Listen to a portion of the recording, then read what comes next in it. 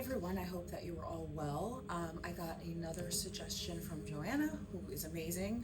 I should give her the producer title, um, but it's actually a very good topic. And this past weekend, I also watched the 50 Cent documentary on Sean Combs, Puffy. Uh, um, and so this kind of all goes together. So she wanted me to hear my thoughts on why leaving isn't simple. And, you know, people love to say, oh, that would never happen to me, or I would never put up with that. People love to also say she could have just left. And this is quite common rhetoric that comes about when people, in my opinion, uneducated people are speaking on domestic violence, abusive relationships.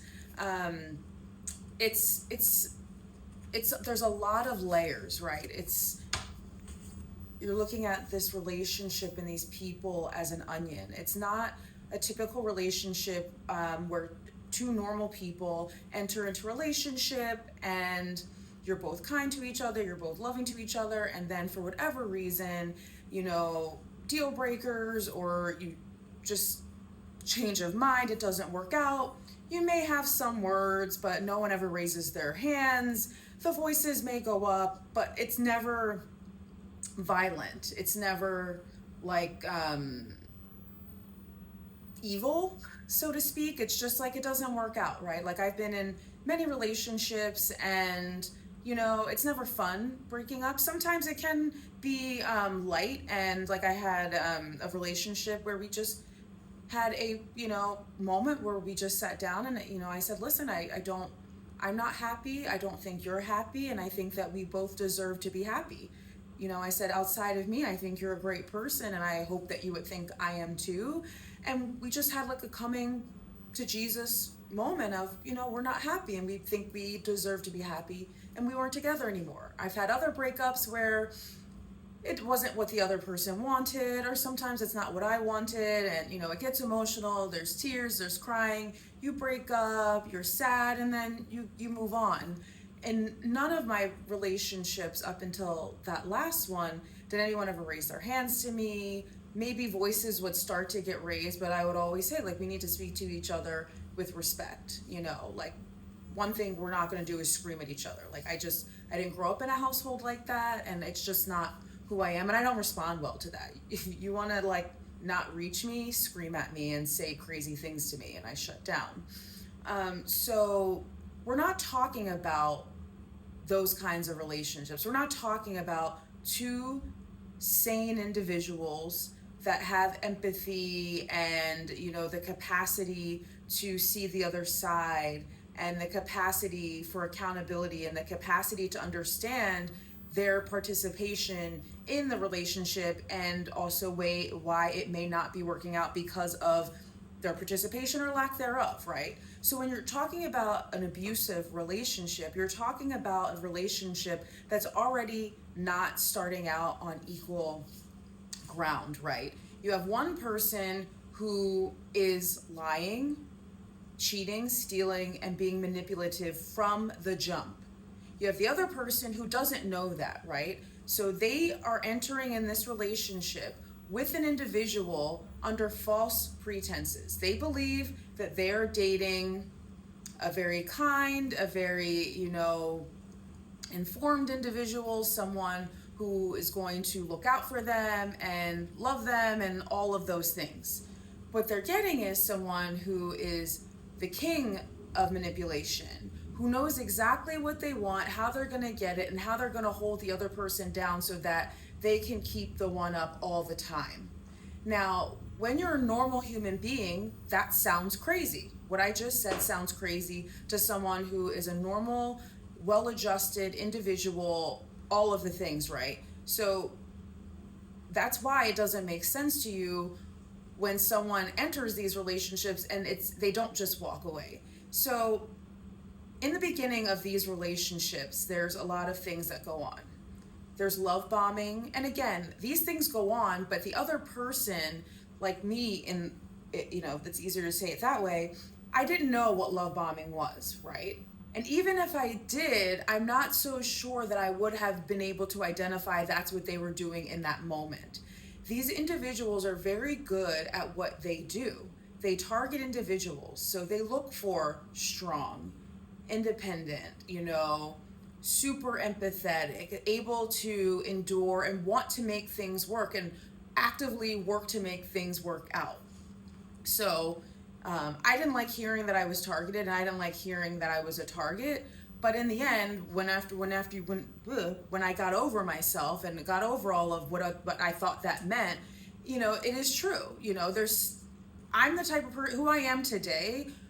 One, I would pick up on it and smell it immediately. And I've even noticed my narcissistic friends who are females, there was only one, they don't even come near me anymore. Once this happened and I became aware, they don't even speak to me anymore. And before, I would just entertain them because I felt bad. And they weren't doing anything bad to me because I wasn't dating them. They were just a friend, and I could identify all of the things. And I'm like, I don't know that she's an evil person, but I don't think she's great, right? So I can see it, and it's interesting because I believe they can all smell it out now, so they won't even sniff around my tree. So going back to that, they have very specific tactics that they do when they target. So in my instance, I was lonely and I was hoping and looking for my person. So he sniffed that out, and he curated and changed everything to check all those boxes. And he was very kind and, would go out of his way and do all these things, right? So in the very beginning, it's not evident who these people are.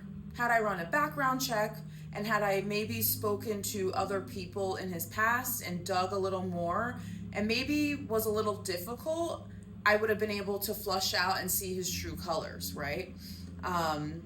Or hear about some things that would make me inquire about some things further, which again would start to push things, and it would either have gotten him to get upset and walk away because it's not worth their time because there's easier targets, or maybe he would have turned it up. We'll never know. But the point is, no one's gonna walk up to you, sucker punch you in the face and expect you to stay, right? There's a long game at hand, right? So that's what happens. People get charmed into these relationships, everything's great, and then slowly they start to turn up the temperature. It's like the frog in a boiling pot. The pot starts off cool, and then ever so slightly the degree gets raised ever so slightly. So you don't really notice that it's happening. It can be from, how it started out with me. It just was very fast at the onset, always over, which when you're starting to get to know someone, you want to be with them, right? So these are great things. But it started just overtaking your time, and then maybe making comments of oh, your friend so-and-so, she looked at you weird. Is everything okay? Now that's starting to sow, it's doing two things. It's starting to sow seeds of doubt. Now, wait, he cares about me and he saw something about a friend. Now he's making me question my friendships and things that I had prior to him.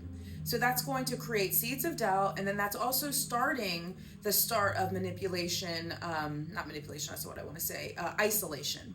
So now I'm going to feel weird when I'm around this individual, and this individual being my friend, because he has sown seeds of oh, now I'm weird because you're right, she did look at me weird, or she did say something weird.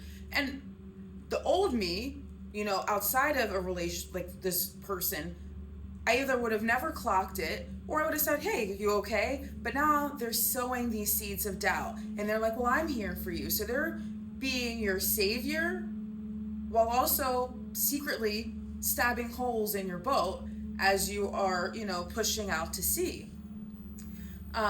So there's all these tactics. So as the relationship progresses and time goes on, they're this amazing person. They're showing everyone that they're this amazing person.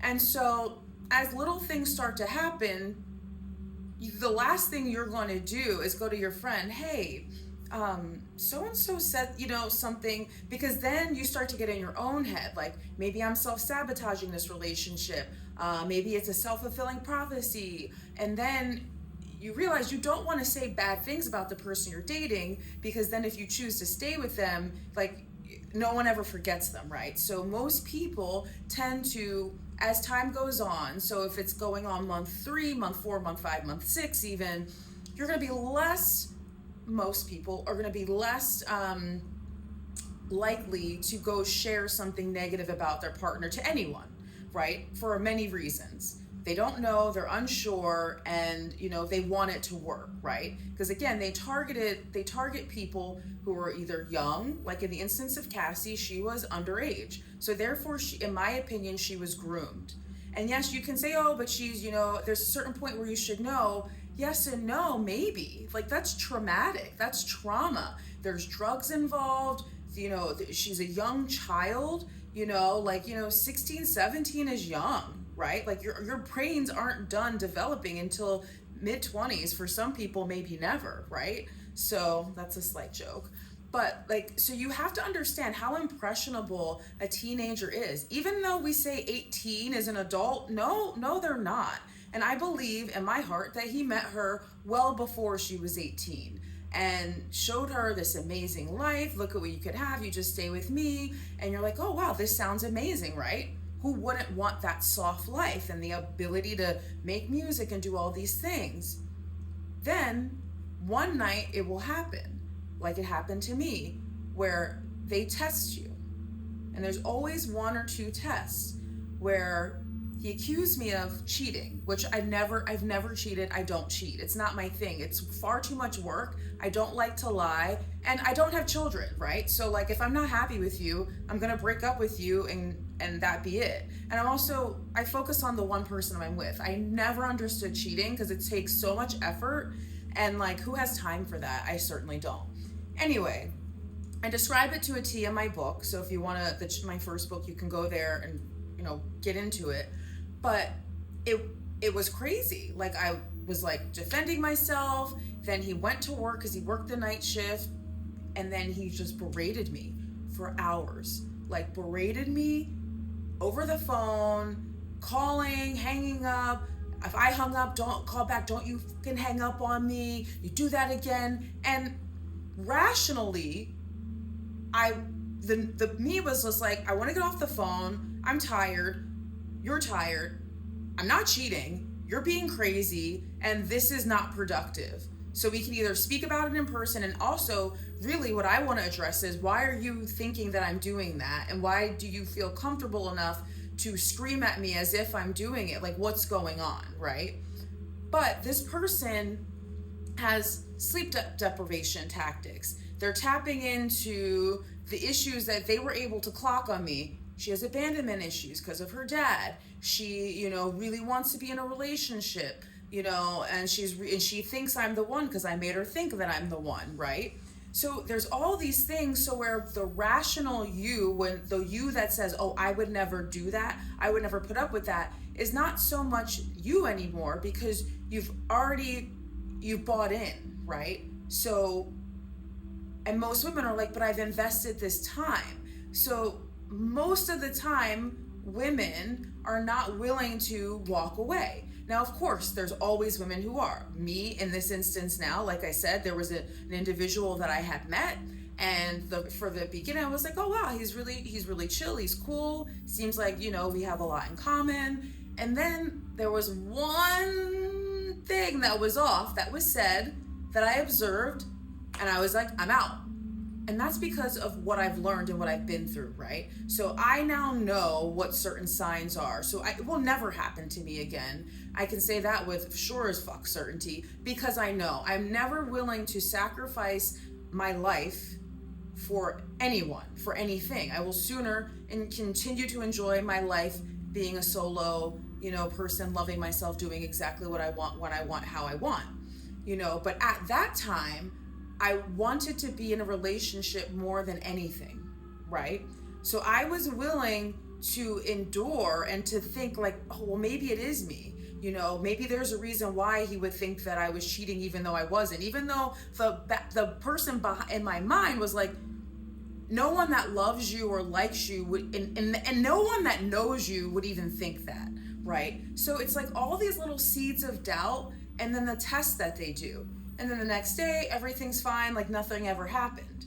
I go to talk about it, and you're trying to make me upset, you're trying to start stuff. Now for me, that was a red flag that I should have noticed, right? If we can't discuss what is going on and communicate so we can get through it together and move forward and find the path forward, whether the path forward is we're no longer going to be together, or the path forward is we're working on it, we figured it out, but whenever someone doesn't want to address something, and then they turn you wanting to have resolution into conflict, just get out. It's not even worth your time.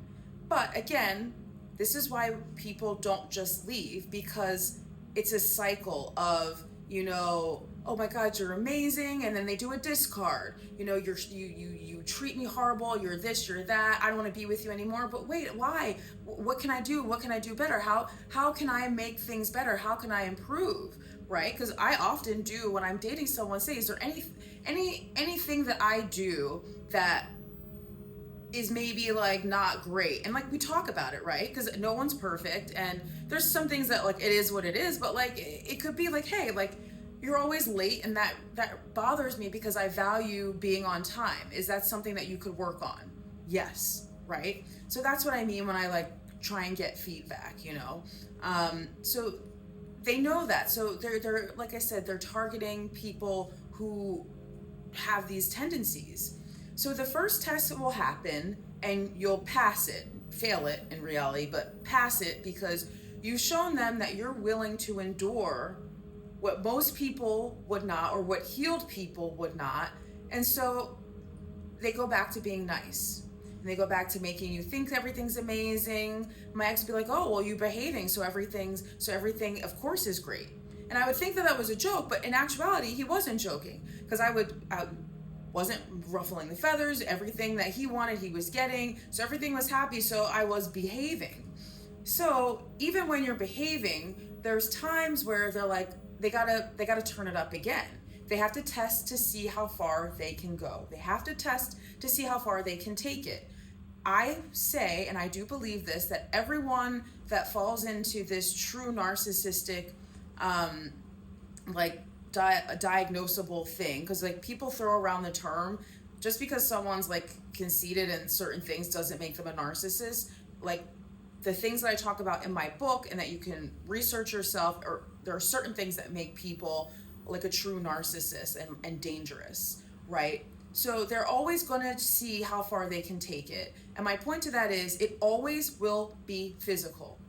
Not in the beginning, not in the middle, but it will always end being physical, because that is their last resort. So I do believe this individual was trying to break me. So there was another time where it was 2 times that happened. One that happened in my house, and one that happened on vacation. Again, I do talk about these 2 things in my first book, where in both instances, he slammed my head up against the wall, and there 100% was a test.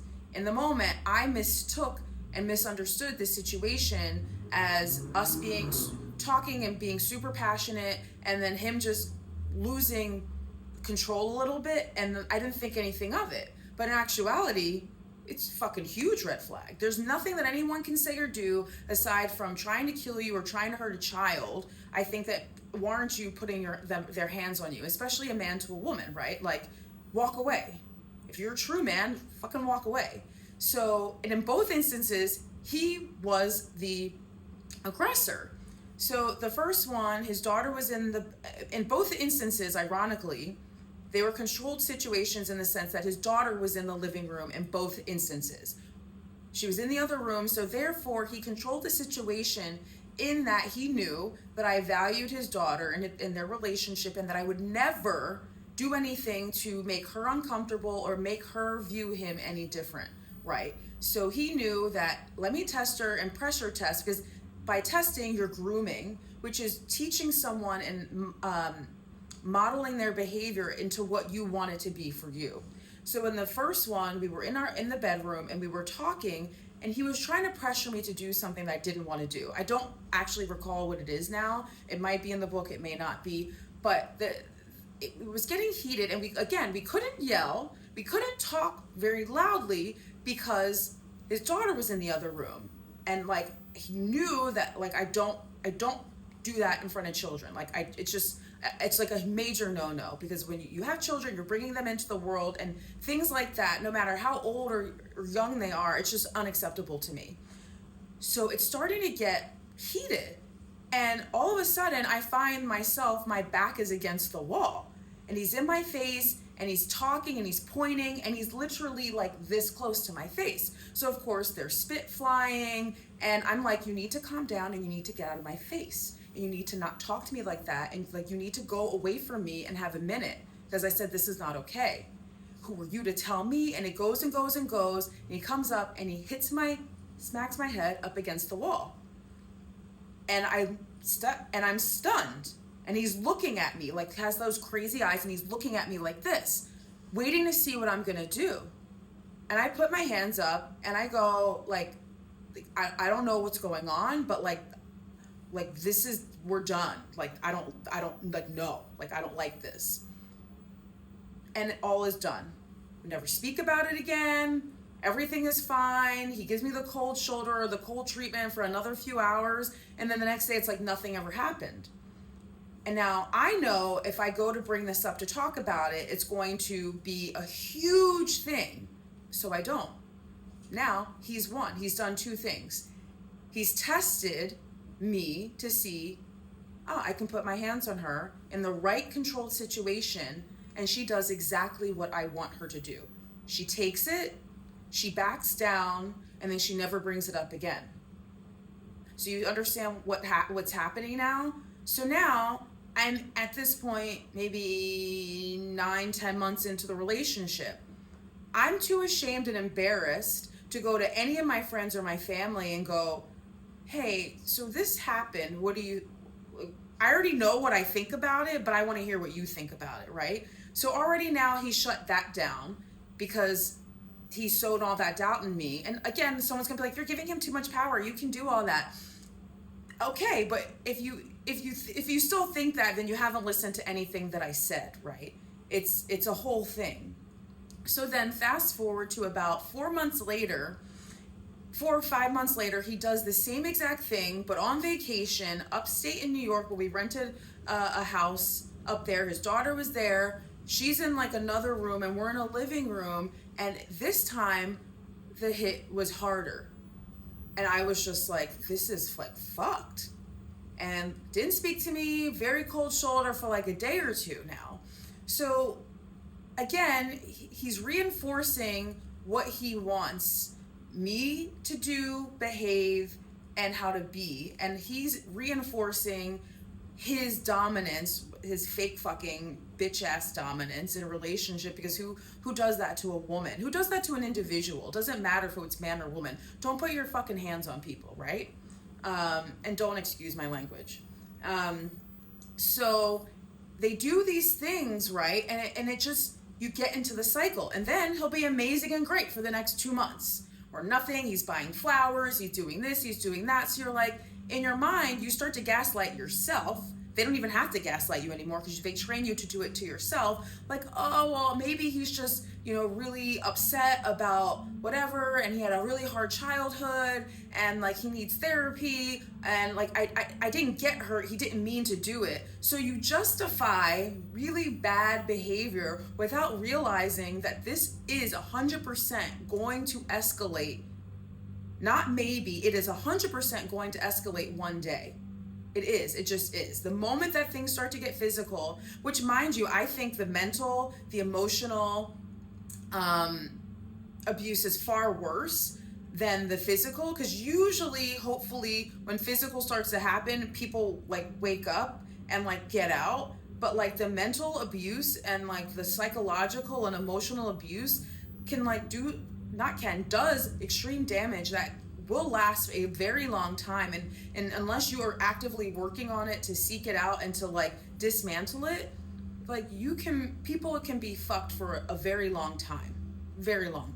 And I've done a lot of therapy, a lot of EMDR. I talk about it all I talk about it in the book. I keep saying that because I don't want these videos to be too long. And I don't want to, I feel like I'm glazing over things, but because I've literally written it all down in a way that makes sense. So again, then fast forward to the night where I almost died, when I literally said, it's enough. I don't want to be in this relationship anymore. I'm done. And he grabbed me by my throat, body slammed me to the floor, and choked me out. He wasn't kidding. He wasn't joking. He didn't lose control. It's what he did and what he does, because he did this exact thing to another woman that I learned about after the fact. It's his MO. And then after that, when I got up and I started swinging at him, which I mentioned in the book, it's on the police report, it's all there, he then starts punching me in my face and just having at my head with his fist. Once with one fist as he's holding my other hand down and holding me down. And then when I'm trying to start to just hold and block myself because the hits were hard and they hurt, he just starts wailing at my head with both of his fists. So that singular moment didn't just happen. That singular moment started at hello. It started the moment that we met. So that is exactly why people cannot just leave. And this is including men, because there are abusive women to men, and men even more so are embarrassed to come and forward and say it, because at that point people are looking at them and judging them in certain ways, right? So again, I wanted to be very clear. It's not just as simple as leaving, right? There's people that are actually healthy that aren't even in an abusive relationship, and they don't just leave in other instances, right, when they should leave. So that's my point. My point is that it is a slow boil, and it's not just an easy thing to do, because quite often the victims are confused. They've been abused in other ways. Their self-esteem has been broken down. There's confusion going on. They're isolated. They're not verbalizing what's going on to their friends and their family. Maybe they're talking to Google about it. Maybe, but usually they're not. But the sure signs are, if you are confused about what's going on in a relationship, you're in an abusive relationship and something's going wrong, right? And if you're in an abusive relationship, physical abuse is not far away, because that is the last thing that they will do when they think that they're about to lose what they have, what they own, because they don't love you. They don't see you, your property. You are an extension of them for them to use to get what they want. And what did my ex get from me? He got my money. He got my resources. He got my access. He got my friends. He got, none of which he has anymore. But the point is, I was living a life that he wanted, but didn't want to work for it, didn't want to do any of the things, because it's not hard to go get a job and build the life that you want to build. But he's a piece of shit, and as these people are, and that's what they do, right? So again, don't ever say to anyone, oh, they could have just left, they should leave. It would never happen to me. Because as I said in my book, I was someone who 100% said that would never happen to me. I'm not that person. Oh, I would most certainly do this and that. Yeah, you would when you're in your right mind, but they have a way of getting you out of your right mind and getting you to endure much more than you ever would. Because again, remember, they target. They know what they're doing, and they're really fucking good at it, right? They're really good at it. This one especially, he was 13 years older than me, so he had time. He figured it out. Just like when you look at Diddy and these other men who go for the younger women, because they know what they're doing. They're targeting young people who haven't had the displeasure of encountering anyone like that before. I never thought that anyone could be that evil, that vindictive. I didn't think anyone had it in them.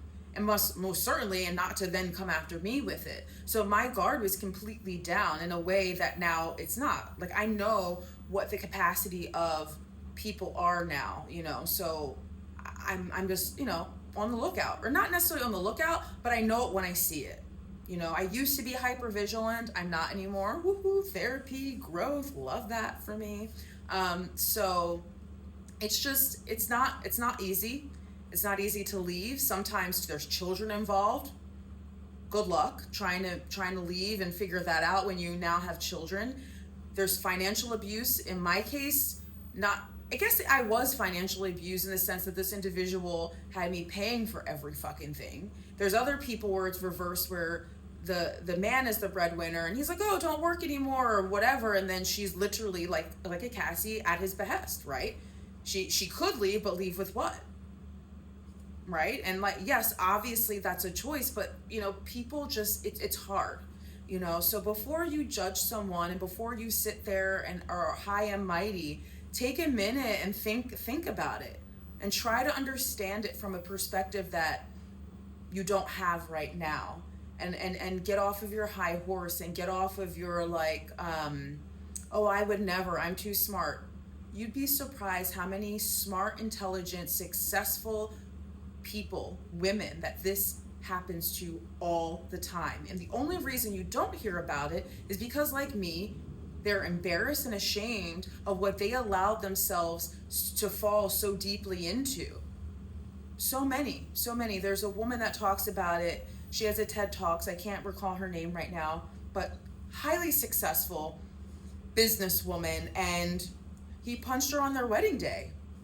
And she could have not gone through with it, but she couldn't. Like, she did it. Like, she married him. So there's all these interesting stories that if you can't understand how that can happen to someone, I implore you, read my book. I invite you, I enroll you to go seek these stories out, seek out that TED Talks, and understand it. So that way because you 100% you have someone in your life that's suffering and going through this, and they can't come to you because they know that you're going to say to them, why can't you just leave?